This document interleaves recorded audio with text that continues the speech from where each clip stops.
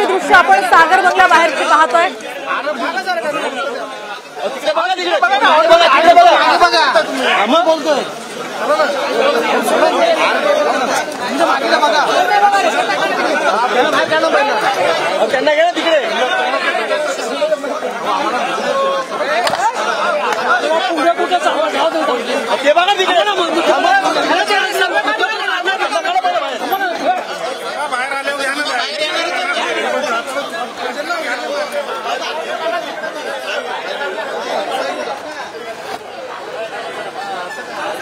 सध्या आपण ही दृश्य पाहतोय सागर बंगला बाहेरची आहेत। मराठा आंदोलक आता सागर बंगल्यावरती धडकलेले आहेत।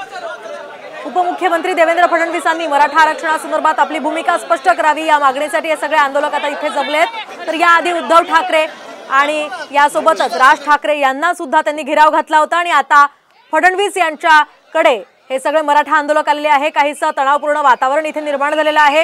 याच पार्श्वभूमीवर फडणवीस नेमकं काय बोलतात हे पाहणं अतिशय महत्त्वाचं असणार आहे, कारण राज्यामध्ये सध्या मराठा आंदोलनाचा विषय अत्यंत तापलेला आहे। आगामी विधानसभा निवडणुकीच्या दृष्टीने सरकारसाठी सुद्धा ही डोकेदुखी ठरते आणि त्यामुळे मराठा समाजाला आरक्षण मिळणं अत्यंत गरजेचं झालं असल्याचं सुद्धा बोललं जात आहे।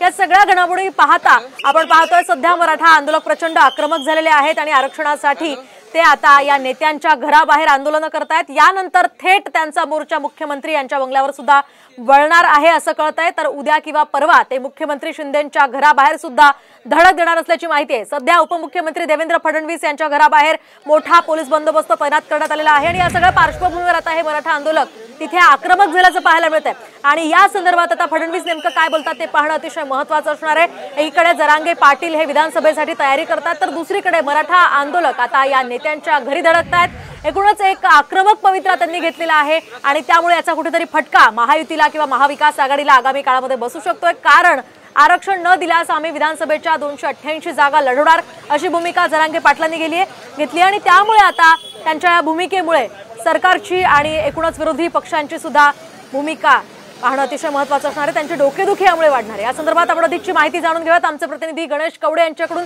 गणेश, काय अधिकची माहिती आहे? सागर बंगल्यावर हे मराठा आंदोलक आता धडकलेत।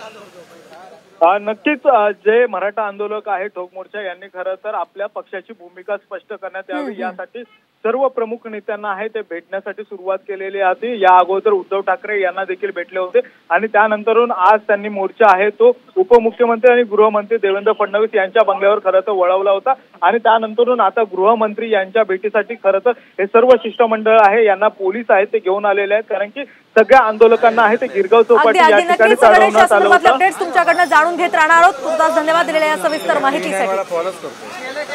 आपण पाहतोय फडणवीसांच्या भेटीसाठी आता आंदोलकांना तिथे पोलिसांनी नेलेला आहे आणि त्यांच्याशी चर्चा करण्यासाठी हे आंदोलक आता गेलेले असल्याची माहिती सध्या आपल्याला मिळते। फडणवीस आता त्यांच्याशी काय चर्चा करतात ते पाहणं अतिशय महत्त्वाचं असणार आहे। तर या मराठा आंदोलकांचा रोष पाहता जरांगेंनी सुद्धा फडणवीसांविरोधात वारंवार आक्रमक भूमिका स्पष्ट केलेली आहे आणि त्यावर आता फडणवीस नेमकं काय बोलतात ते पाहणं महत्त्वाचं आहे।